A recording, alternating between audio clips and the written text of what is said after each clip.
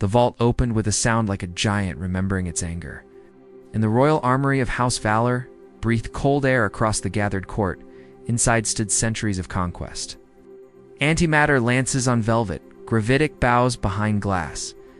Dual halos with captive suns in their cores. Every weapon a monument to power. Princess Avaris entered first in warplate, her nobles close behind. And at the rear came the human they still had not learned how to place. Marshal Rowan Cade of Earth ally tolerated. The Ashkar swarm had reached the outer defense ring, and law allowed a war champion to claim one weapon from the royal vault before first battle. The court expected the human to expose himself on something magnificent. Avaris turned toward him.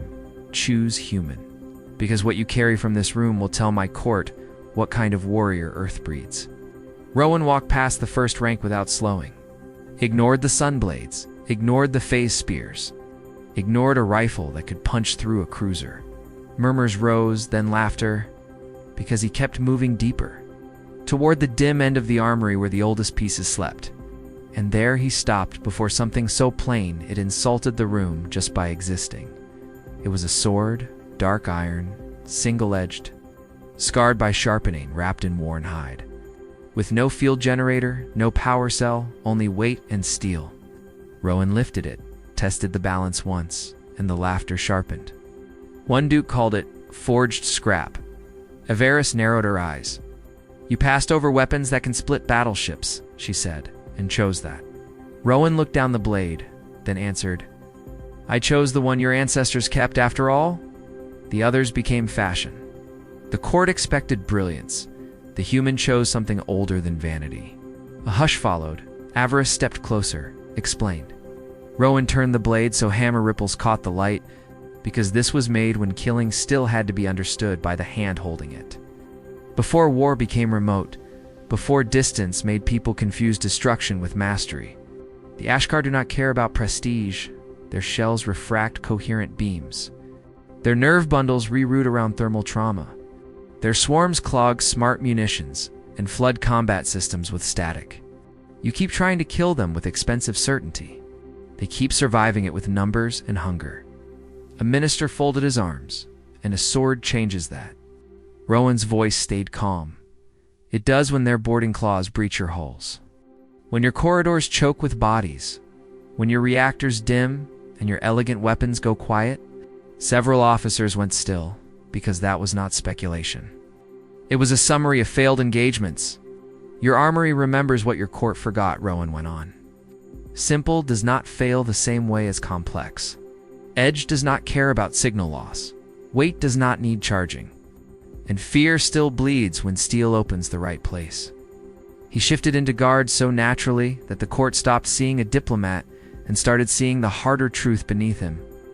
A human who understood that progress was valuable right up until the moment war dragged everyone backward. Sometimes the oldest thing in the room is not obsolete. Only patient Avaris said nothing after that. But when the alarm tones changed from impact, she no longer looked at the sword like a joke. The moment the lights failed, the future lost its argument. The Ashkar came down in iron pods that split the upper platforms and spilled clawed bodies into the palace defense grid.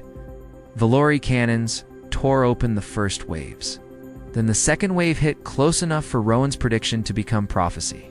Shield webs flickered, targeting suites spasmed. Corridor turrets locked under static surge. And the Royal Guard found themselves backing away from things that did not fear plasma and did not slow for pain. Princess Avaris stood in the breach hall with a fallen shock pike and blood on one cheek, watching her line collapse 1 meter at a time. Then Rowan Cade walked past her into the smoke with the old sword in both hands. The first Ashkar lunged. All armor and momentum, he stepped offline. Cut through the forelimb joint with one brutal stroke, drove the point into the throat seam. Ripped free and turned before the body even fell. There was no flash, no elegant burst, only finality. Steel finding weakness and ending it. The guard stared. Then the second creature hit. And Rohan cut again. Use weight, he shouted. Not shell, joints, throats, eye nests. Cut where life bends. That was the moment the hall changed. Soldiers dropped dead rifles and seized whatever still worked. Sabers, axes, cleavers, blades taken off wall mounts. Anything honest enough to kill without asking permission from a dead power grid? The Ashkar had prepared for radiant warfare. For tactical systems and perfect formations, they had not prepared for a palace full of desperate defenders taught how close violence really works. Rowan fought at the front like something history had hidden for this exact hour. Simply relentless, every motion built to save the next breath. Every strike economical enough to last, Averis tore a saber from a fallen guard and joined him. Princess and human back to back in the red emergency dark. One raised by splendor, one raised by hardship. Both learning the same lesson in the same blood. When war comes close enough to smell, humanity remembers everything.